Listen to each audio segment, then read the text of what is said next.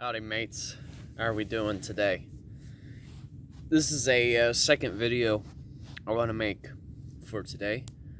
However though, this isn't really going to be about a particular natural feature that I am finding in front of me.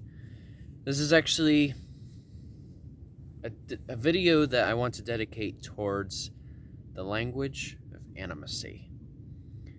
I promised, for those of you who have seen like my YouTube story, Facebook story, and even my Instagram story as well, I hinted about making something in regard to this language of animacy.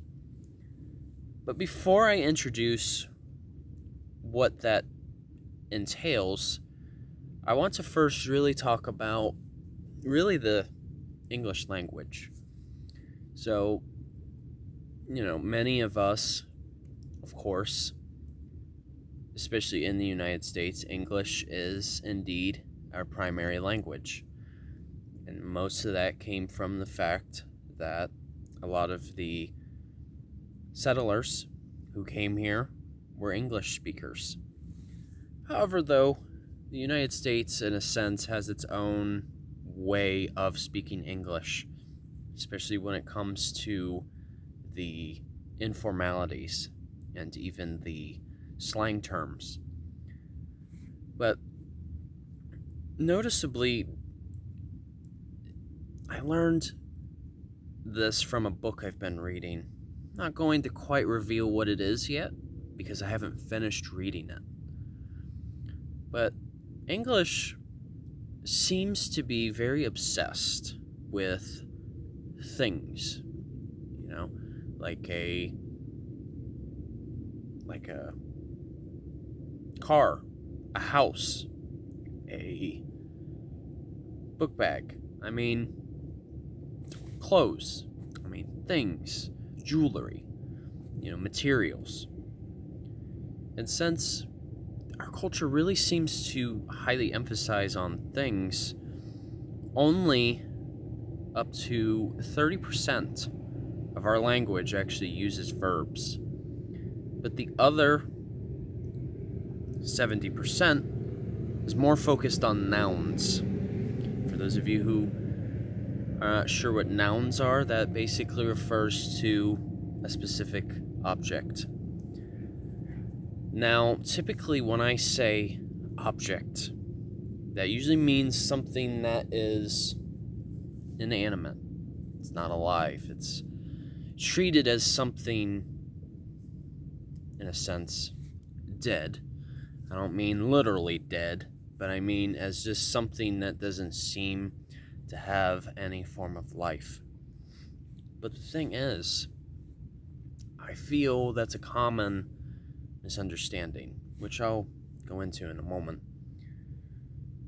This book that I've been reading, it's helped open my eyes and perception to how many of the indigenous languages work. So like with many indigenous languages, such as that of the Potawatomi, they focus more on the verbs. A lot of the words that they use, they have to conjugate it to make it sound more like a verb. So with that being said, in most indigenous languages, they treat things as if they're actual subjects, things actually alive. Because think of it this way. Say we refer to a family member as it, that IT word I really don't like to use, especially in my videos, very seldomly. Now say you refer to your parents as it, right? Not based on their name or even their role in the family. You just call them it. that would be perceived as being very disrespectful, even with my family. Like, I would never do such a thing, because how would you like being referred to as it, you know? See, that's the thing about the English language, is a lot of those types of words are highly used. And so it really treats something as inanimate. It really lacks that connection to what it is you're referring to. So that's what I mean. Going back on the subject of indigenous languages, they try to refer to everything as a subject, not simply an object. So, like, for instance, they'll refer to as a tree as something living. They may even come up with a name for it, So that's why, like, for instance, you may have noticed in some of my videos from the past, like if I'm referring to a body of water, or, silly enough, maybe even my kayak, I'll refer to it as a her or a he. Especially when,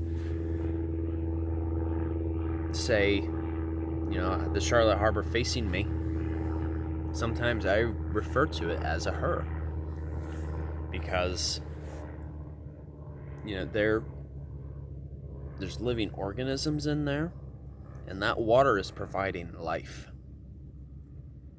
And since it's polluted so easily and tainted, it's very sensitive.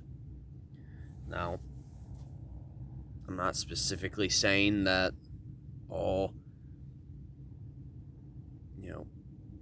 she references are sensitive. I've even mentioned he are sensitive as well. It's mutual.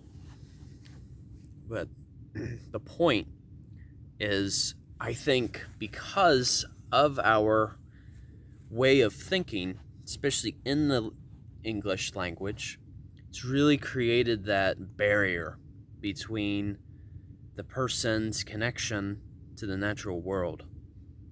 And that's why I think part of that has to do with why there is so much destruction happening, whether it be in the form of pollution in our waters, even the habitat loss, and even among other things. Because of that, those type of people only see that as it. And they're more concerned about things, such as that of money. So that's a point I've really been learning in this book that I've been reading, is